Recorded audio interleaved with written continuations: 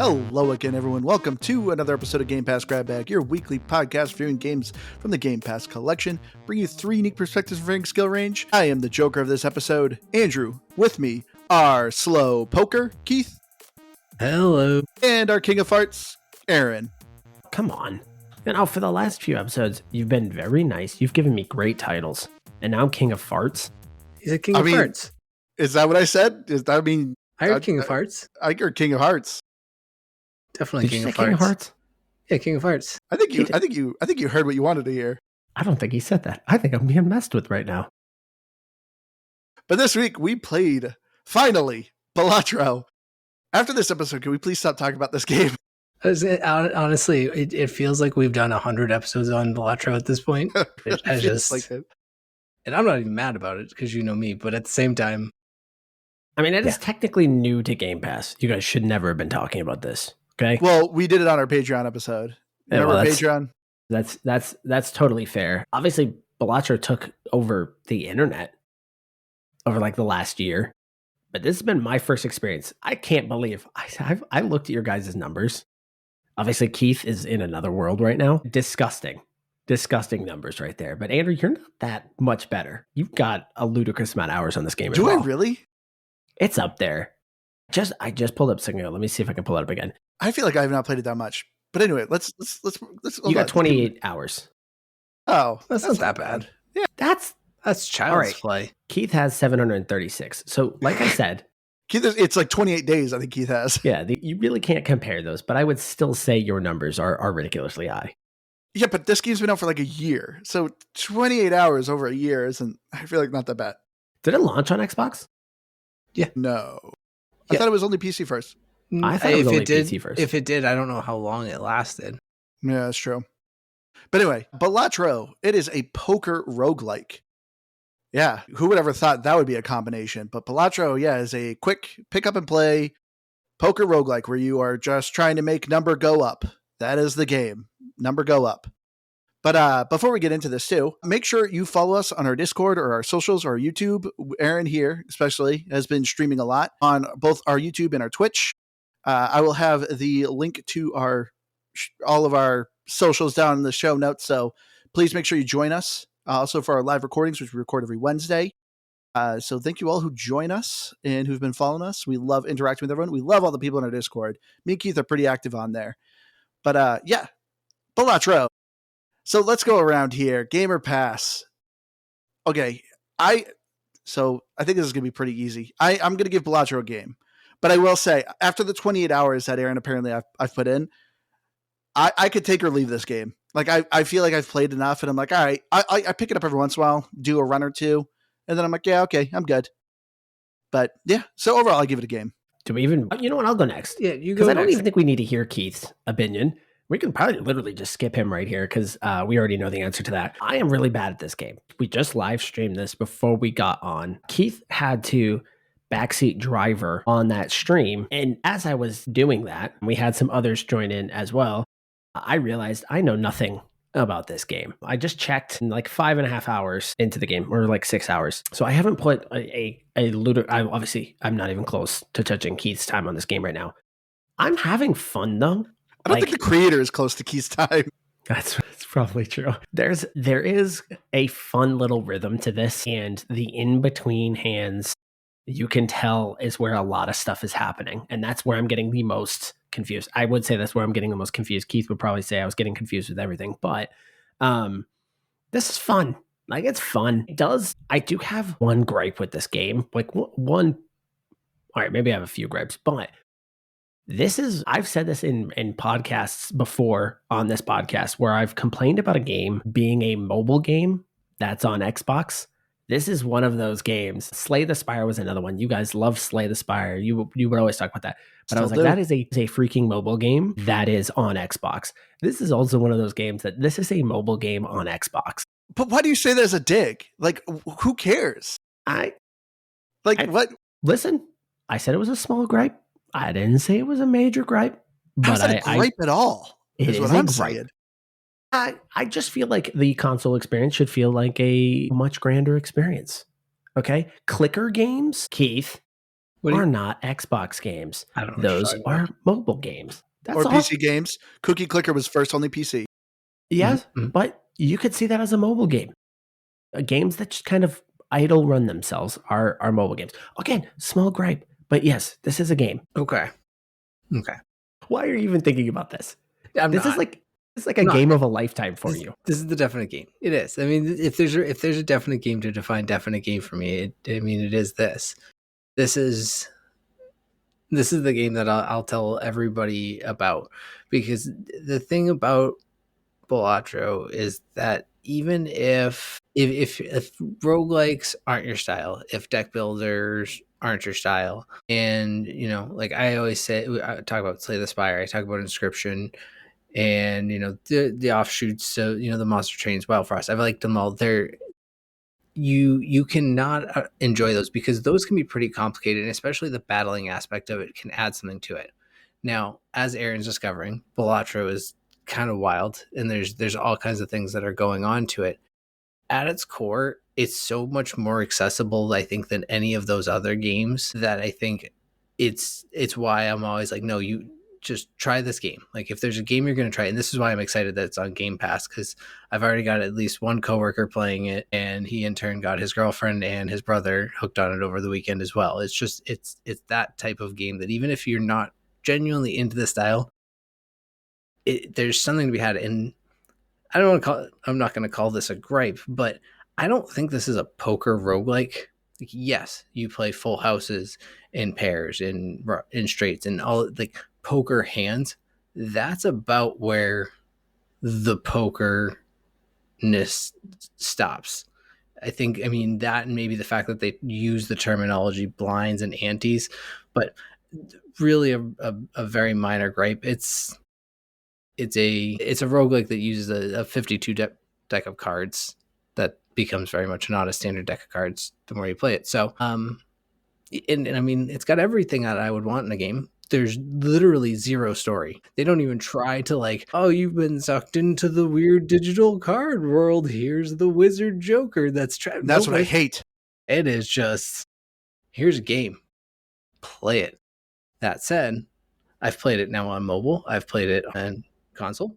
I've only we forgot to mention Keith also have time in mobile. To be fair, I have only played it once, but I've played it on mobile. I have played it on console, and I've played it on PC. PC is my favorite experience of the game. Mobile is my second favorite, and console is my third. It is a mobile game. Keith also played it in his sleep. No, and I think you're right about that. In terms of what the best ways to play it are, I think you're 100% right. Honestly, I've never disagreed with you about the whole, like, it's a mobile game, because I get where your argument is, and I think you're right. I just don't think it matters. And I think, if anything, it really, what I find more impressive is that they can provide a fun experience while being played on a console. And I think that's what makes them special, because you couldn't put Candy Crush on a console and be like, well, it's kind of fun. Like, it wouldn't be fun. It would be a waste of a console experience. Now, Keith, all right, so you've played this on literally every platform that you could at this point. You said you only purchased it once. Explain that to me. How'd you do that? I did. So Apple Arcade is how it's available. And so I guess technically that's purchasing it. Okay. You've got like a subscription? Yeah. And you had access to it. Okay. And I purchased it on console originally, and now it's available on Game Pass. I just downloaded it on my PC. Okay. No, that would make sense. I was going to say, I was like, how do you, because I assumed you purchased it on the console with that many hours and it only being on Game Pass for about, I don't know, a little over a week. I was like, well, there's no way that he didn't purchase it there. So, okay. That does add up. Yeah, I've done the math. Sure. But yeah, I think that if you have a chance to play it with a mouse and keyboard, I just personally think it's the best experience. I just think it's the best control over the game. It flows the most smoothly in just a lot of ways. And I don't know, we'll talk about some minor details as we go along, but just overall, yeah, that's my favorite experience of the game. Makes sense. All right. I forgot another quick caveat. I wanted to ask you guys. So Aaron mentioned it a little bit, but where do you guys land on your enjoyment of poker? So this is actually where I kind of want to push back on Keith. A little bit. Obviously, the poker element is the core element of this game. It's obviously way beyond evolved of poker, but you do kind of have to have an understanding of poker hands. Like you really do. You were calling things out on the stream here that I just didn't know because I don't play poker. So there were things that I'm missing. I tend to see things as like pairs, four of a kind, three of a kind. Like those are usually where my brain is going, where you were seeing things completely different and you were noticing way more on suits and stuff like that, things that I wasn't doing. There were obviously some elements here, and this has been a relative like complaint of mine too, of games generally, especially with layers like this. I feel like the tutorial should give me a little bit more than it's giving me, but I felt like if I understood poker hands better, I would have been integrated into this game a little bit faster. See, But that's my thought. So here's where I push right back, and I mentioned this to you in the stream, is that they use the poker hands as the base, and so that's where the understanding is. And I think, yes, it's not a poker. This is really more, I think, any standard, maybe not 52, because sometimes you play with two decks of cards in one game type of deal, you know what I mean? But like how a standard 52 deck of cards works in probabilities, right? Like in terms of discarding and drawing, the person that was in there streaming with us, Michael, like he mentioned, like you want to discard at least 3 cards. So there's elements of strategy from a poker level that are not necessarily poker, but like probability in cards, right? And I think that's more what I see it as a broader. And that's where I say yes, poker, because even in rummy, you have pairs and 2 pairs and straights and flushes and all these things, right? So is this a rummy game then? Because they use that because yes, I get the ante and the big blind. Those are 100% poker terms, but there's no, and it's not like, oh, I get 4 of a kind, I always win, because in poker, 4 of a kind always wins. The way this game works with all its layers, the planets and leveling hands up, all of a sudden playing a single pair is your strongest pair because of jokers and levels and all of these different factors. You're screwed over because you accidentally played a 4 of a kind, the best hand by poker standards. Yeah, obviously it evolves from that, but I think there's still the elements of the importance of face cards. Those obviously are worth more. So you still kind of have to understand and spend more time focusing on building up your face cards and making sure. And again, those are like a lot of core poker stuff. Obviously, your celestial stuff, your jokers, everything kind of makes it evolve. And then maybe those aren't worth as much because it's actually way more valuable to go this direction and focus on this direction. But I think that was the stuff that's stressing me out when you guys were watching me stream it, is because I felt like I don't understand the strategy of poker. So you guys did. So I'm now looking at these cards like, what do I do? I know what I would do if it was just me. I would just do this stupid thing. But I guess the difference is you've got 700 hours of knowledge. I've got 6. So that might be what I'm just experiencing. I mean, that's for sure part of it. So I guess we should I guess at least explain the gameplay. And if you've never seen Balatro, you've never experienced it. If you see it, you will be so confused. I've seen multiple playthroughs of this, and I've been absolutely baffled as to what was happening because you just see cards just like going crazy. Let's say so. Well, I mean, so you break it down. It's the core of the game is to win 8 antes. An ante is built up of 3 rounds. Yeah, just call them rounds. Don't call them antes. Just call them rounds. Well, no, but then you'd have 24 rounds because you have 8 antes times 3 rounds. Yeah, so that's 24 rounds. Well, but you can skip. That's a whole. Just roll with me here, Aaron. Okay, all right, go ahead. Your 5 hours mean nothing. That's true. We should probably let the expert explain this game. So you have your 8 antes. Each ante is composed of 3 rounds. Two, or a small blind, a big blind, and a boss blind. The small blind and big blind really mean nothing more than what you can win on them and their difficulty as they go up. The boss blind, there's always some modifier to the overall round, whether it's, a certain suit is unable to, well, you can play it, but it just won't score or give you points. And then there's varieties of things. Like you were on track to run into one called the plant, Aaron, which eliminates all of your face cards. And Yikes. so, I I mean, would not have liked that. you lost before that, but yeah, you were focused on face cards. You were bound to be screwed by that. But yeah, so you win around by beating the number of points that it assigns for the round, and you do that by playing a poker hand of some sort, anything from a high card to a straight flush, and then you can also play. It doesn't show them to you, but a five of a kind, a flush five, which is five of a kind that are all the same suit, and then a flush house, which is a full house that are all the Those same are all suit. poker terms, by the way. Yes, because you can have a flush house in real poker. You can have a full house with all the same suit because magically You kind of somehow need to know that, though. you got three jack of spades in a 52 deck of cards.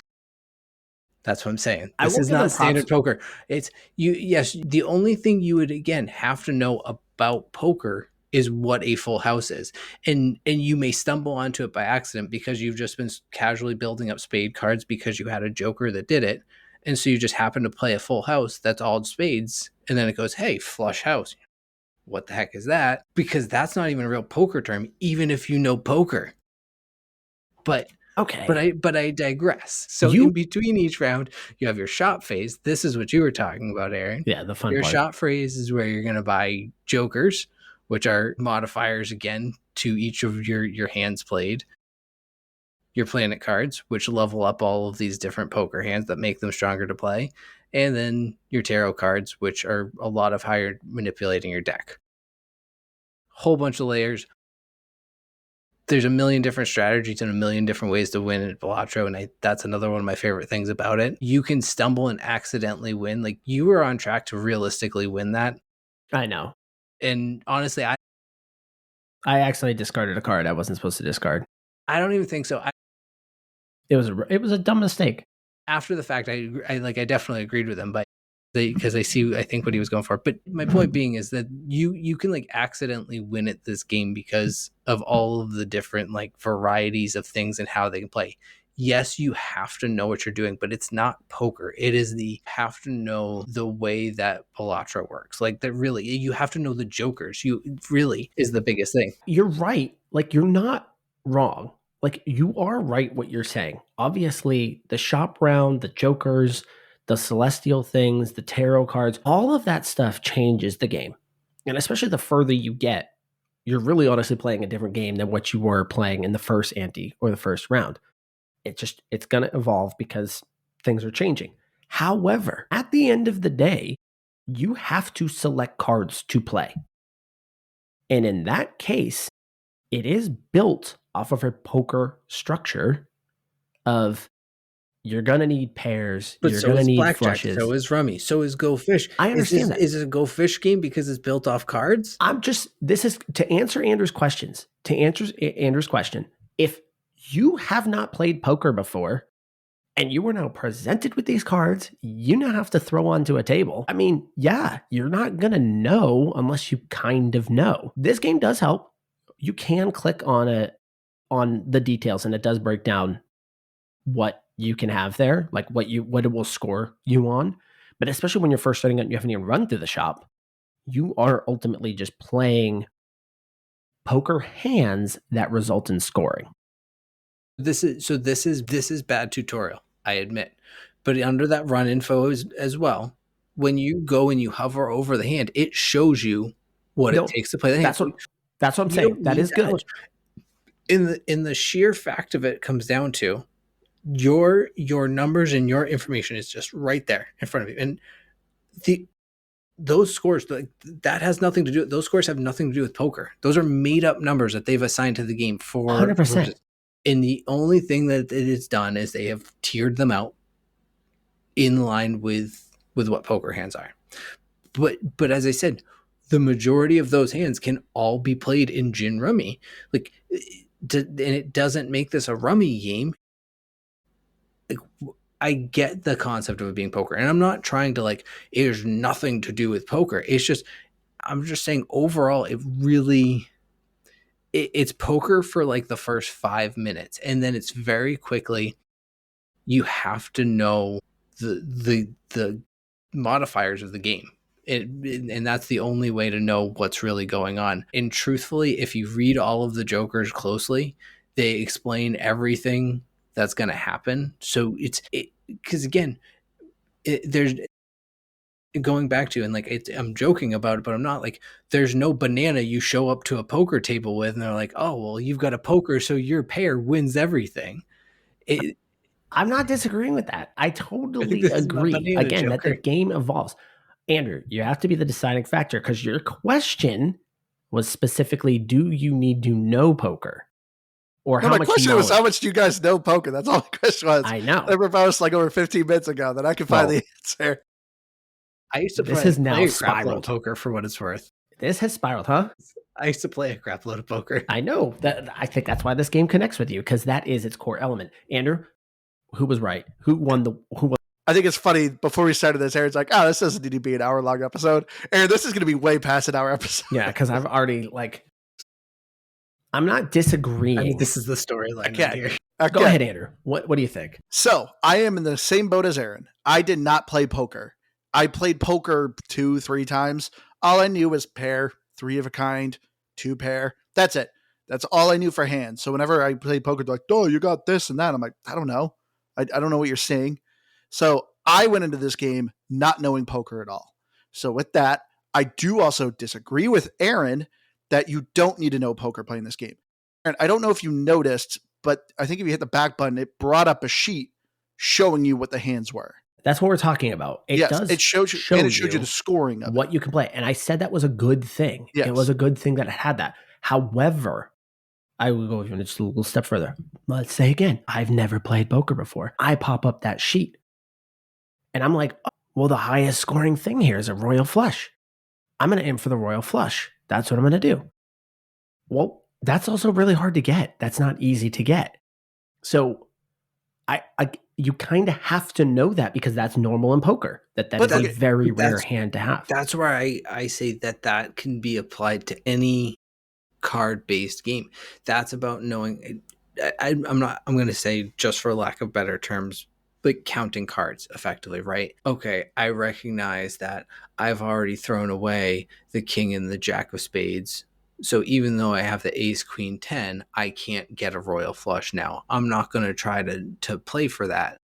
So you're right in that aspect. Having that type of mindset to it is something that, having played poker, I immediately went into it with. So yes, it gave me a leg up in the first, again, 5 hours of the game probably. And this isn't like, oh, you only played 5 hours. Like, but truth be told, like, it really is something that, like, I guess I can understand where you're coming from for, again, like a very small fraction of it. But really, once you get past that small element of it, the best way I can explain it, and there are some other roguelikes that do it, and maybe this is just, again, more the thing about Balatro that I like in terms of some of there's a controlled element to your RNG at the end of the day, right? Because you can manipulate your deck and you can narrow it down to a very small number of cards. And you can do this, like, again, in theory, with any deck builder, but my mind does work well with a 52 deck of cards. It's just, it's easy to wrap my head around. Just numbers 1 through 13 in theory. It's like, you can really just control your RNG to be like, okay, I'm going to basically control how this game works. The only thing that really you can't control at the end of the day is your jokers. So yeah, I mean, I guess that's where the RNG comes in, is mostly it's built into the jokers. So Aaron, I understand where you're coming from, because I was in the same boat when I first played this game. I was, once again, playing pairs, 3 of a kind, 4 of a kind, because that's what I knew. But that's also because you said like, what, 6 hours in? Yeah. I now know poker hands, so I can play, and this game has taught me that. Yeah, I keep in mind, it was helpful. Like, it was stressful, but it was helpful to stream this and have somebody watch it while I was going through it, because it did teach me a little bit more than. And it was. That's why I'm saying, like, I realized, oh, I just have a really limited knowledge of hands. And obviously, I understand the idea of the jokers are how they multiply. And obviously, like you said, you can manipulate your deck to say, like, hey, I just want to focus on spades. I want my spades to really give me a whole lot of multipliers. So I totally understand what you're saying. But, you know, at one point you were like telling me, like, dude, you've got a flush right there. And I didn't see it. Like I wasn't looking for it. Like it wasn't immediately triggering in my brain what I was even looking for. But you saw it and you called it out for me. And that's where it's like, man, if I knew poker, I would have known that. I would have saw that and gone right for it. That's all I'm saying. I understand this is not poker. I'm not going to say it is poker because it's obviously not. Well, Obviously, the shop, fact. the enhancements, The all that creator stuff calls is it a all poker. huh? I know. And like I said, the I'm creator not calls it trying, poker. I'm just saying at the end of the day, this game becomes so much far removed from it. It is built on the barest of bones of skeletons. So I think what I just very, very long windedly answered Andrew's question of do you need to know poker? Absolutely not. You just, at least maybe to ease into the game a little better, you do. Because even honestly, like, again, not at some obscene number, but having even it pointed out to you a couple times, like that's going to lock into your brain to look for more. And just as a 100%. quick cut tip, you can sort by suit as well. So if you're ever kind of stuck, you can do that as like a quick resort. You can go from rank to suit and back to see like, oh, maybe I have a flush, and you can play it out that way. Or I know I want to discard everything that's not the suit. So you organize by suit and it makes discarding a lot easier.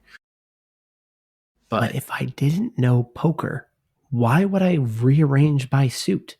Why would I ever think that that's an element I need to know? That's my point, Keith. Like, there's a little bit more than a skeletal structure of poker. I mean, my knowledge of poker, I used to play Texas Hold'em, which was 2 cards. So Yeah, okay. I was never reorganizing by suits. I didn't do that. I didn't get to reorganize, the blinds that were flopped out. They were played as they were played. So it wasn't like I'm used to reorganizing cards in real poker. I mean, all I'm saying is you helped me out with my poker today. The one, truth be told, but this is again going back to what I was saying. My family has always played varieties of card games in general, like different variations of games played with a standard deck of cards. So like I mentioned, my mind works well with a deck of cards. You don't think that's a factor? I do, but I'm not saying, but I'm saying that outside of poker, I'm saying just as cards in general go, like a deck of cards and like kind of the way my mind works with those is different for me personally. But I don't think it's about poker. I think it's about my relationship to a Poker style games. No, quote unquote standard deck of 52 deck of cards. I'm kind of lost what you guys are even arguing about anymore. Well, the argument is how much poker you need to know when you're playing this. This is the argument right now. None. I thought the argument was whether this is a poker game or not. You can't say none. You cannot say none. That is impossible. You can't say none. Because you can absolutely get through this game without knowing a lick of poker and have never played of it in your life. At some point, your blinds are getting so high. So the amount of points you have to score, and I'm going to say blinds, we're going to say antes, but okay. But obviously playing really strong hands are going to do that because certain cards are worth more, and those, especially if you're playing straights or you're playing flushes, are going to be huge. The other thing that's a little shocking so far that I've learned here, other than this argument between if you need to know any poker for this, Andrew, you love board games. It's kind of a little surprising to me that you don't have really much of a history in cards. How did that happen? I don't know. I mean, like playing card games, like Magic the Gathering and Pokemon. Well, this one, but not any 52 deck games now. I don't have patience for games, for board games. They drive me nuts. There's too much involvement with a crowd that just pisses me off. I'm just a curmudgeon-y old man like that. But Andrew does. Andrew has patience to sit with a group of people and say, we're going to struggle through this for the next couple of hours. And it'll eventually get fun. Me teaching everyone a new board game. This will eventually be fun. And it's just shocking to me that your description of playing poker was, what? I've got something here? It's just kind of funny because usually you'd be somebody I think would be like, yeah, I'm going to figure this out. I'm going to be good at this. Just a little interesting tidbit I've learned so far. Well, it's because poker is always heavy on, randomness. I know, obviously, before people get mad at me, I know there is strategy to poker, hence why there's championships and whatnot. But I know that is like mathematical statistics, running numbers through your head. That's not me. So That's why for me, like, I don't know, for poker, I mean, I also too, I never really had too many people that played poker. Like the last time I remember actually playing it was in high school with our friend Brian. That was like I think the last time I remember ever actually sitting down and playing poker. I did play poker. I got on Games for Gold. They had a poker game for free and played that for a little bit, but I don't know. So I think to kind of evolve and push this conversation forward, is this the greatest roguelike game ever made? It might be. I kind of knew Keith was going to say yes. Well, okay, so I kind of wanted to walk. Well, so part of me is taking the bait on that, obviously. Like I'm course. not Thank you. stupid. Like part of it is like you want me to say yes, and I think it's a good question, though. like I don't think overall. Like I'm not. Here's the Steam charts for you, Javier. I think it's hard for me to say charts. It is overall, because I think at the end of the day, like, well, it's not an easy to accomplish thing. I've never done it, and many people say this isn't a game that's easy, but there really is there's a cap to it at the end of the day, and it's only going to be as fun as you want either getting to that cap to be, or if you can have fun without getting to that cap. Now, me personally, I don't think I'd have as much fun doing it. Like if you were to go onto Balatro, like YouTube right now, there you'll find clips of it. People getting to like the infinite end of game. In those, Crazy. Like it's cool to watch, but I'm like, it looks so tedious and boring to build out to what it takes to get there. That's surprising coming from you, Keith. 700 hours in. I know. He's looking at someone else like, what's wrong with you, man? He's playing idle games. Play something else, you loser. The worst part of it is how many of those hours are probably spent of me either canceling runs and or just yeah. But because I don't play this game very like to the number math. Like people math this game out. There is legitimate calculators that people build online that you can go in and you can plug in like, these are my situations, like here's the jokers I have, and you can calculate out some of them. I think even will tell you like, if this is what you have, this is your best play. It just does the math for you. But you can plug and play things. Like it at the end of the day, this is a math game, honestly. And this isn't me trying to like be right about the whole poker thing, but at the end of the day, what this really becomes is a math game. It becomes about if you really want to go to its infinite end game goal, right? So there's a point in this game. I don't want to go to that. No, and honestly, like I was saying this, I don't know that, like, I think it would be fun to do. It would be, you really don't stumble into it. Like you aim for these types of things from the very first round. You aim for these things, and people often, especially who play on PC, have mods that will just restart the game over and over again until a single certain event happens in the first round. Like so it'll run 10,000 simulations basically until it gets a run that's playable that they can do. I don't want to do that. That takes the fun out of this game to me. The fun of this game to me is going through and being like, this thing, that thing. And then all of a sudden you're like, holy crap, this is working. And you just stumble into a win. Keith, what's blowing my mind is how you are talking about this game with over 700 hours into it.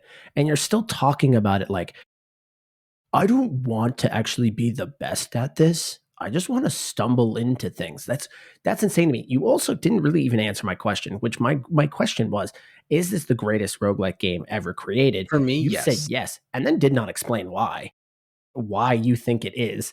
But you are obviously the resident roguelike guy. Why is this one the best? For me personally, I think it's infinitely replayable because, well, yes, there is 100% these like meta strategies of like, this is the best thing you can always do. Like you can't lose if you do this. These 3 things. There is all these like synergies of just like these 2 jokers there's a lot of things in this game that are now I'm all worked up and I can't even What do you mean you're all worked up? What is happening right now? Keith, I feel like your life has been building to this moment and you're It just is. collapsing under the pressure. You're putting the Oh, spotlight on me. all you had to say is why this game was better than Dead Cells. That's all you had to explain to us. Andrew, is this game the best roguelike ever created? What one is better than this and why? And then I want Keith to fight you on it. Okay, for me, there's been numerous times I fell asleep playing this game. Ooh. It's a calculator, Keith? just going over and over and over again.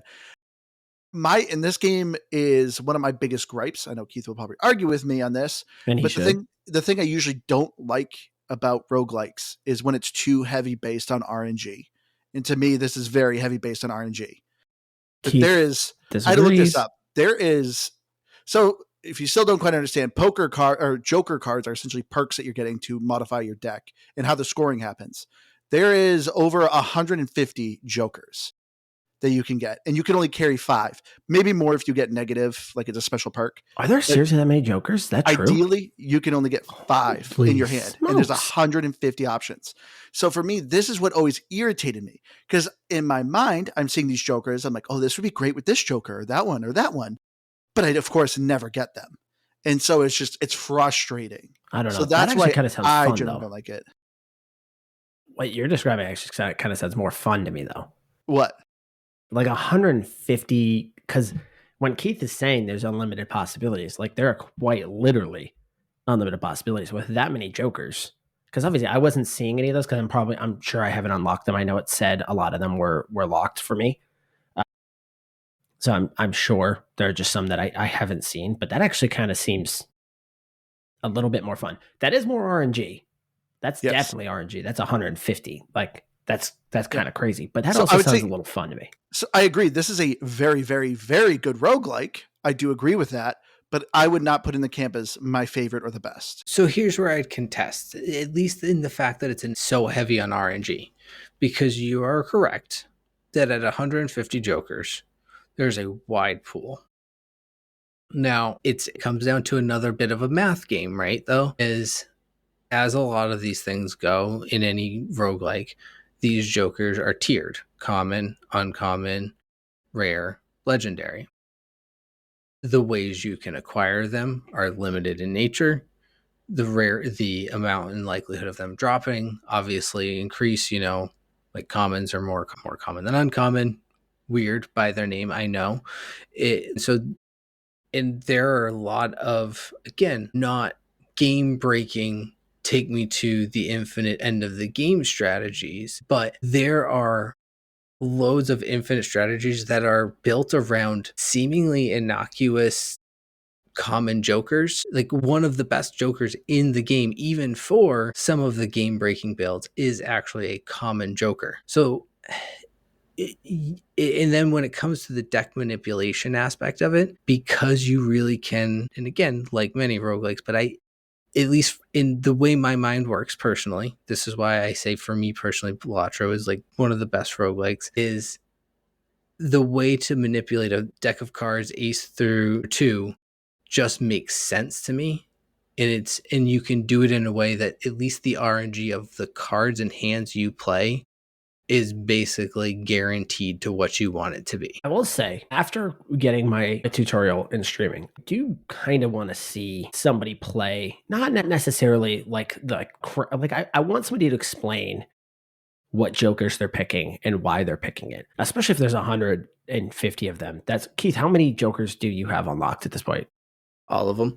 Okay, good. All right, thank God. So I was going to say, if you went 700 hours and you're like, yeah, I'm still like missing 50. Now, if you want the sad answer to me, in my 700 hours is there, in this, again, like many of these styles of games, there's completionist and completionist plus plus.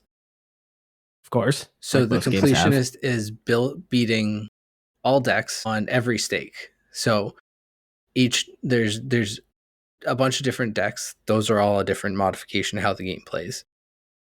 Each deck has a different stake that tiers up, which is that's standard across all decks, so that doesn't change. Stake is difficulty. Exactly, essentially a difficulty all the way up to gold. That's completionist plus plus. That's when you beat a deck or when you beat a run on a certain stake, it puts a little chip sticker on a Joker indicating what level of stake it was. So Completionist Plus Plus is getting a gold chip on every single Joker. Lord. I mean, now again, there's I don't know where on a bell curve I've seen plenty of people who've done that in like 200 hours. Yep. I clearly have not. The famous achievement hunter Stallion did it. I remember seeing his videos, and he was setting up videos, obviously, of like how to get these achievements. But I follow him on Twitter, and he posted that he did it. It's crazy. I don't not an advertisement because we're not related in any way. I've actually never watched his videos, but I think it's Balatro University is a person you might watch, Aaron. Whoa, there's a school? Can you get a degree? Yeah, there is a school. That's the YouTube Tuition channel. is through the roof. But yeah, that's what he does is as he plays, he like walks through and explains his thought process on each and every step of the way. There are, which speaking of, just as we're kind of talking about this, like there are two things though that I wish this game had. Now, I am the noob of this group here. So understand when I am saying these things, I'm speaking from a noob. I don't play a whole lot of roguelikes. You guys have obviously done that a lot on the podcast before I got onto this podcast. So I don't have an extensive history of them. But one of the things that I do kind of like about the genre is the genre is known for being pretty quick. And again, maybe this is just me being slow at Balatro, but it kind of feels like it takes a while to get through a deck.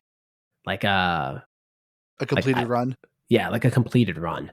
It wasn't as fast as I kind of was expecting it. Well, obviously, you can go through a hand pretty quickly, but then the strategy stuff kind of slows you down in between each round, and then it takes a while to work your way up through the antes. So I think it's pronounced auntie, actually. And so that was just kind of one of my thought processes when I did it. Keith liked that joke. The other thing that was kind of shocking to me, why doesn't this have multiplayer? I know that there is a mod on PC that has multiplayer, but this feels like something you should be able to do, where it's just two of you kind of competing to see who gets the highest score against the blind. I feel like that should have been a thing. Kind of surprising that it's not there. Yeah, it's called a leaderboard. Even which a leaderboard would be tough for this because I thought don't they actually have a leaderboard? No. Yeah, shut up, Andrew. No, they're from the master. They're more or less, I guess, unofficial, independent people who like track records for these things, like a lot of games. But it's a seeded game, so that's the tough part, and that's actually a lot of how that things are tracked too, is seeded versus unseeded. Hold on, what does that even mean? So in a lot of roguelikes, the RNG, it's basically and this is even like Minecraft, right? Like when the world is built in Minecraft, all of the randomization is set, and it's basically built into this one little code of like 6 to 10 digits, whatever, letters and numbers, and that's the seed of it. You can plug that seed in, and it will rebuild the same thing over and over and over again. I saw that when you complete your run, you can copy and paste the seed. Okay, so that's what that is. Like it actually, like there's a very famous seed in Balatro that. So one of the decks is called Erratic deck. When you start the game, it takes the 52 cards and it randomizes it. You might have, 10 hearts, 16 diamonds, like 4 kings, or 6 kings, and all these things. Like it randomizes. So there's a famous seed that's all 10 of spades. Every card in the 52 card deck is a 10 of spades. Hold on, how did that? But the decks are all random. So are you saying somebody one day logged on, played around, and they got all 10 of spades? That I think, and then they shared that seed. That was found with these like mods. Like I was telling you, people have these things that will restart a game over and over again until they get. So, this is like where you start to get into like all these layers of the game. The Arcana packs are where you get the tarot cards that I was telling you about. In the Arcana packs is the only place you're going to find a soul card. A soul card is what gives you a legendary Joker. There are 5 legendary Jokers. Very, very, very shortened version of it all. There's one of those legendary Jokers that is used for those like infinite endgame runs. So people will rerun the game over and over, thousands and thousands of games with like a bot to get a like Arcana pack in the first shop that nets them that soul card, and then they'll replay that seed over and over and over and over again to see if they can get the result they want. That's your seeded run. Your unseeded run is, you might, in theory, that could still be an unseeded run the first time you play it.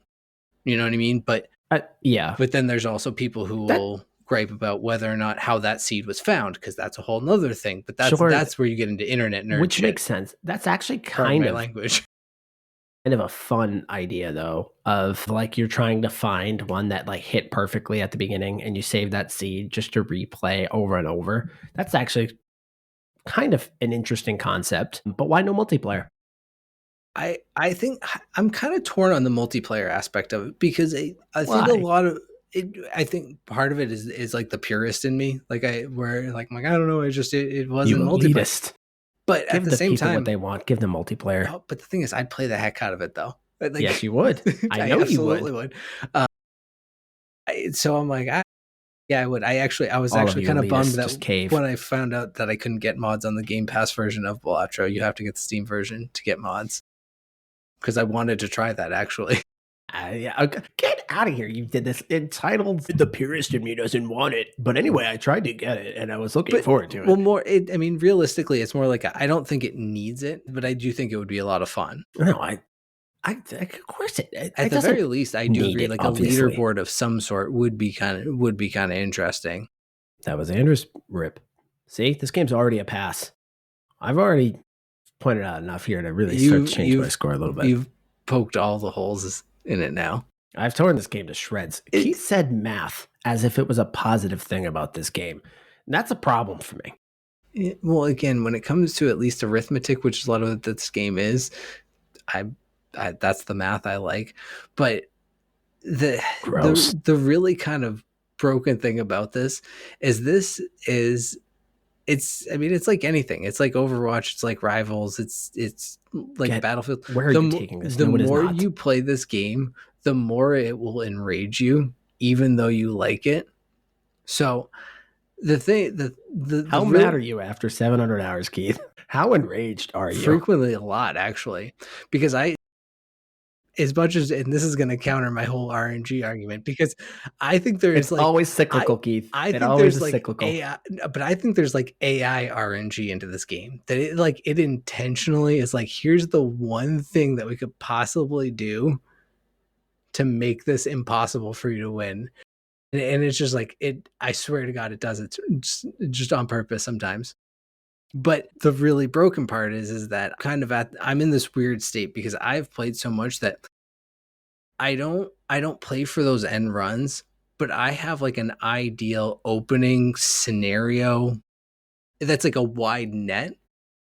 So this is where, when I talk about why I think the computer is the best experience, on the computer, you can hold down the R key and it immediately restarts you a new run. Like what I've learned so far. So when you talk about the speed of the game, Aaron, for what it's worth, for you, it can take an hour to play a run. It would have been done with that run in about 15 minutes, and I probably still would have lost, but I would have been done a lot sooner. Which I could see. What I've loved and what I've learned so far in this chat is this game sounds like what it's done to Keith is it's a game that he loves and has broken him at the same time. Because he kind of does sound like a man that is like trying to churn this through his head on all of these things that he loves, but then the ways that it has tortured him over these 700 hours. It's kind of wild from my 6. It's a totally different experience. Andrew, do you have any thoughts on this game? I feel like I have to stop. Sorry. Well, I think it's funny. Yeah, this is also the episode of questions that don't get answered. No. We say a simple question like, "Hey, do you need to play poker?" 30-minute explanation by Keith. What about the graphics? What do you think about that? We haven't talked about anything. Well, in all fairness, there was no story here. It is a card-based roguelike, so I won't even call it poker like. It's card-like. So you're going to talk about the details of this thing. That's just how that's going to work. But it is funny. Like, I agree with you, Aaron. This is literally like hearing someone having PTSD from like war. I've never seen like Keith is like sitting here like just churning through the elements as if like it's been swimming in his head for decades. It's like Doesn't He's sound like the a fun Stephen time, Hawking's. listeners. He is the Stephen Hawking's of Balatro right now, is what's going on. The theory of relativity and Balatro are just kind of intertwined for him. Man, if I was good at like editing, I would love to change like Keith's voice to just like Hawking's robot voice the entire episode. Getting into the details of this game. Listen, I love that Keith loves this game, and I love that he finds games that he loves. And I wish it didn't cause him this much pain, though. It doesn't. I wait for Keith to explain stuff, and you literally just see a tear go Just down a his single face tear. while he's like talking about how much he loves the game. I think it's why Keith's had a hard time answering some of the questions, is because like there's too much going on up there. It's just it's kind of exploding through him. I get derailed. Huh? I get derailed. If anything, honestly, it's Charlie from It's Always Sunny. Always Sunny. It's like the charts. And like I could that would be me with this game if I was really trying to describe it. You know what though? How much different is that from Andrew describing like Catan or the board game? Yeah, or if I were to venture a bet, because I've also played it and I actually do know it, but Munchkin. Munchkin is a game that like you don't understand until you understand it. I mean, I feel like, I mean, this is obviously just me. I've never gotten any critique on it. I feel like I'm pretty good at explaining games and whatnot. Hence why I've always been doing it with this podcast. I feel like no one's ever complained to me that I've done a poor job explaining something. Yeah, you're not bad at it. You taught me how to play Exploding Kittens once, and I thought, if you could teach me how to play Exploding Kittens, you could probably explain anything. Well, that's a very simple game. Not for me. Not for me. I taught you Catan, Aaron. Well, I don't even remember that though, so it didn't stick with me. That was years. So that might be a critique on you. When your first kid was like not even a year old, I think we played that. Yeah, and it did not stick in my brain.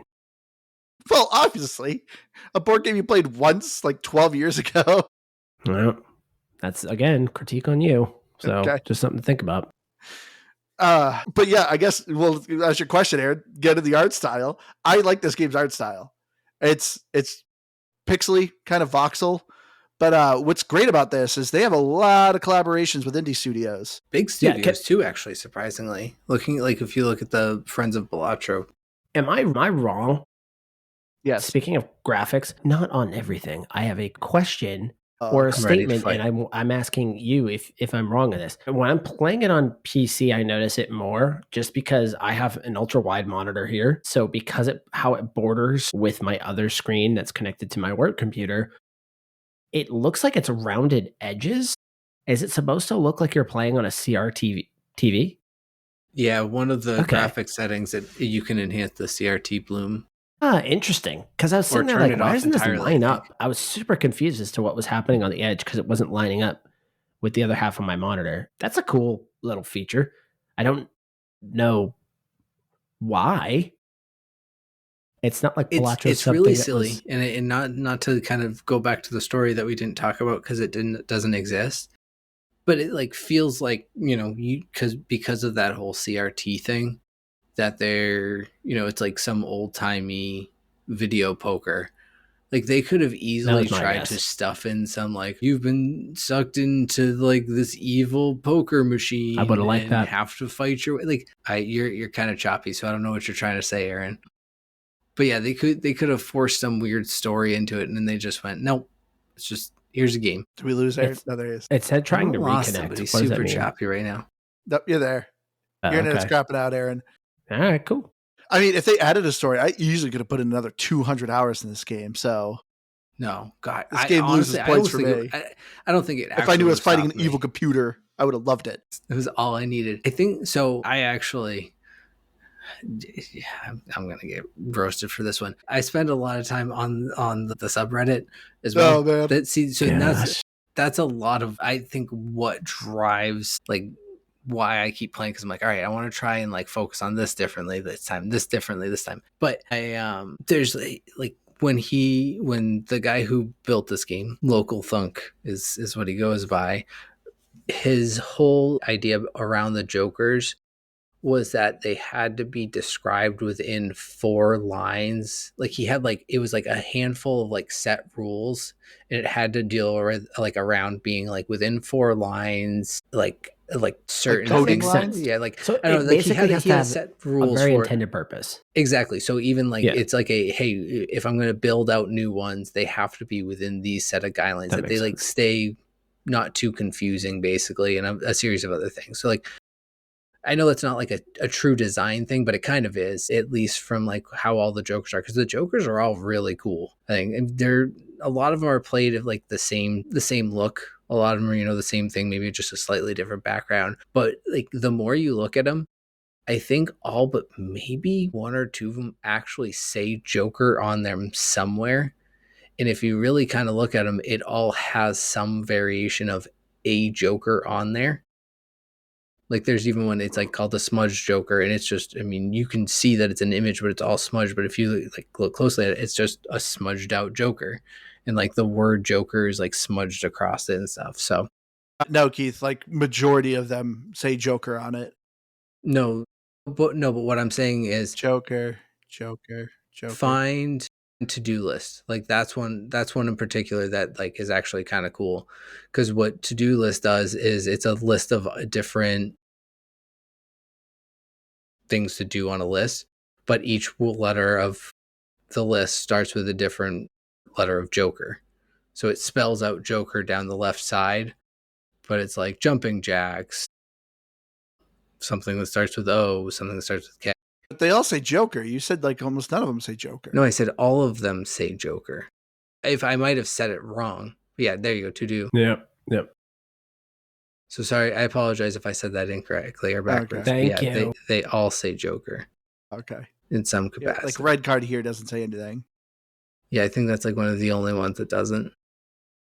My goodness, we actually did do an hour of this. I told you, Aaron, we would. All right, we got to wrap this up. This is just a card game. All right, yeah. So graphically, game's pretty good. Audio, though, this is going to be my biggest gripes. There is one soundtrack. I don't know how Keith has played 700 hours of this game, and it's one soundtrack. It literally doesn't honestly. need This I don't one hate song, the song. it sounds like it's straight up ripped out of Risk of Rain. I don't hate it. It's kind of got like a little bit of what do you call that? Like elevator music style to it. Synthy. Yeah, I don't hate it, but I honestly kind of fades off into the background. But I would 100% just play this without any sound. There's hundreds of hours of this just played with Spotify in the background and on mute, because like there's something like you had mentioned, Aaron, I think in a different context, but you kind of mentioned like rhythmic with this game, and if you start to get rolling with a hand, I think I mentioned like you see some of these YouTube clips of people that are playing things, and it's like that clinking sound over and over again. It's kind of nice. It's like in a gratifying way, but at the same time, if you are playing this game for hours on end, it actually isn't, even if it happens. So at the end of the day, still mute it. Exactly. So really at the end of the day, it still comes down to Spotify in the background is probably really it. Yeah. There's actually a handful of them. There's actually 5 songs. I am mistaken. I couldn't have told you how many, but I knew there was more than one, but they're all very similar and they all blend together at the end of the day. What's wild is how many times some of these tracks have been played. They're independently, I think this is kind of what you were saying, Aaron. Like independently, they're actually not that bad. It's really just more about, if you think about, like the amount of hours played for some people. I hope this sounds nothing like it. This does not sound very similar. All right. Close, similar but not genre. straight up You ripped got out. him, Andrew. You really got him there. They used a similar genre, you idiots. Get some originality. Gosh. The music's fine. Honestly, it doesn't really matter. No, that's very true. And then as far as the achievements go, the achievements are kind of these are the achievements I don't like in a roguelike. When it's just brutal. Okay, well, I'm on both sides of it. As an achievement hunter, and I want to, as much as possible, 1,000 a game, I hate it. But as a regular person, someone who's not sweaty, I do like the achievement that you are getting a reward for fully destroying this game and beating it completely. I do like that there is at least a achievement you're getting for it that you can have as a badge of honor. But as an actual achievement hunter, I hate it. you are looking at like, I bet you probably have about the same score I do, though. No, you're at like 600. Yeah. I'm at like 400. if you for 28 hours compared to even if and I know I'm way far off this, even if you say I had 100 hours and you had 28 and we were only off by 200, I'd say that's really close. And then let's remember I'm not at 100 hours. I'd say you're really close to me. I'm at 290. Hey, Michael. Yeah, Michael jumped back in. Nice. Love seeing him in the chat. Let's see. Where's Keith? Keith, you're hard to find now because I also forgot to mention this. You finally changed your gamer icon. I did not. That was one of the kids. And I just haven't changed it back because that's how much I care about my game icon. You're at 660, Keith. Yeah. Like I said, I'm not, and a lot of it's on that. I think the only one I have left that's truly like an in-game challenge is to get my deck below, I think it's 30 or 40 cards. And that's actually, at least for me, it's been harder than it would seem. All right. But yeah, I like Aaron was so sure that this episode would not be an over an hour long. But I think we could pull it off. He hasn't been, Keith he hasn't been happy, around though. long enough. Yeah. I'm sorry. And it's funny, look at Keith, he has more to say. I could talk about this game for so long. I believe it. I'll wait for my wrap up to mention this. It's not even a big thing. I'll start off with this wrap up. For me, like I said, Balatro, it's a very fun roguelike. I disagree a little bit with Aaron. I do not think you need a poker background to play this game. Will it help? Sure. But you play this game enough and you're going to quickly learn what to do, how to do it. I do wish this game actually won Game of the Year because as simple as this game is, it's quite unique. Like, who would have thought a poker roguelike would exist? And so I'm still upset that Astrobot won it over this. Like, come on. What, Aaron? Been misrepresented here. And then Andrew just immediately contradicted himself. One, I never said you needed to have some like poker extensive background, but you do need to have a knowledge on it. Can you wait your turn? Andrew shot me. I don't believe that you need to have that. And then he called it a poker roguelike, not even 30 seconds later. What is it? Is it poker or is it not poker? It is poker. Get out of here. All right. Here's my thoughts on the game. The game is actually a lot of fun. You let me finish the score. Okay, go ahead, Andrew. Go ahead, Andrew. That being said, I've put over, like close to 30 hours. I enjoy it every once in a while. Is this going to be my favorite one? No. But this is still a lot of fun. I wish there was more soundtrack to it. Come on, give me another song. I'm giving this an 88. Go ahead, Aaron. It's a bit lower than I thought it would be. This is a fun game. Yes. Yeah. If you haven't picked this up yet, you need to know math and you need to know at least the basics of poker, what a hand looks like in poker. That's it. Other than that, everything else is off the rails. This is a game I'll probably still pick up and play just because each run felt like you're going to find something unique. And I felt like, man, if I just had a couple things go my way there, I probably could have pulled that off. Or if I understood poker, I probably could have done that. But with that being said, fun game. I'm going to give it an 84. That feels good for me. For 6 hours, that feels like the right place to be. I was so excited for Balatro to come to Game Pass. And honestly, not just because we could do an episode on it. It really wasn't. It's just I wanted to be able to tell more people to play this game. I truly just think it's He's accessible. a Balatro witness.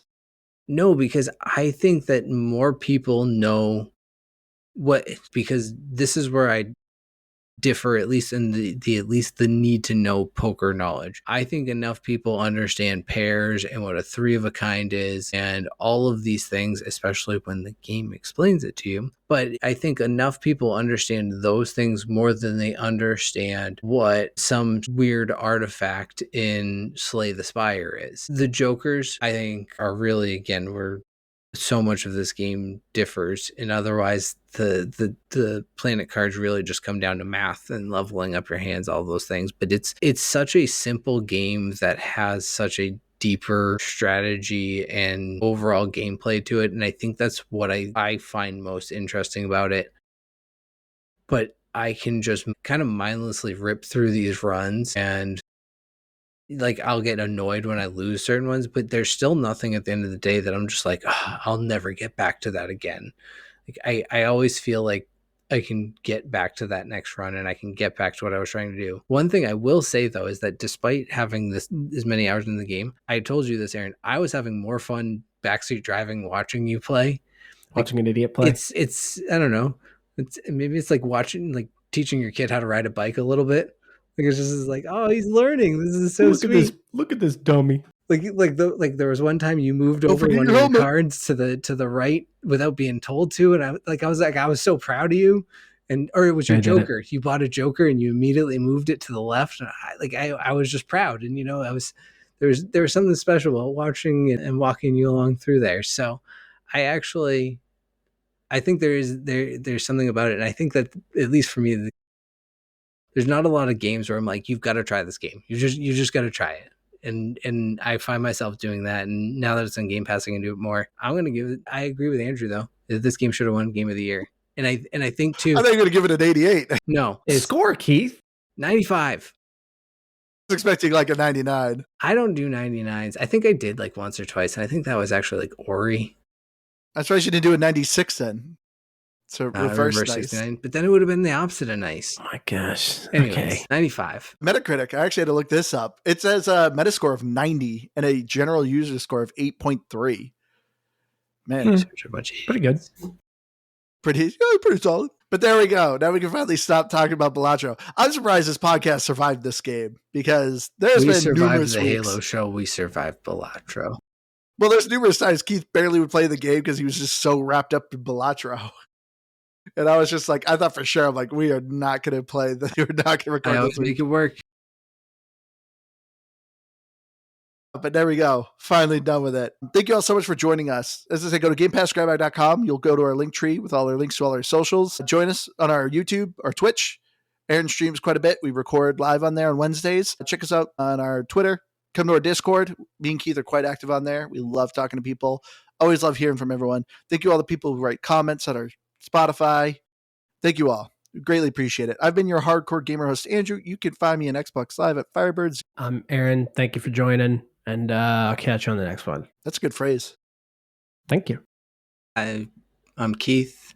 Joke's on you, Andrew. This game's on PC now, and I like playing it better there, so I'm going to keep playing it more. Booyah. Also, it carries over all my progress from Xbox, so I didn't have to nice. Actually, that's a good question. Is it crossplay? Yeah, it is. At least now, it doesn't for mobile. It doesn't, but PC and Xbox it does. There you go, Aaron. I won't. Yeah. We'll see you next week. Bye.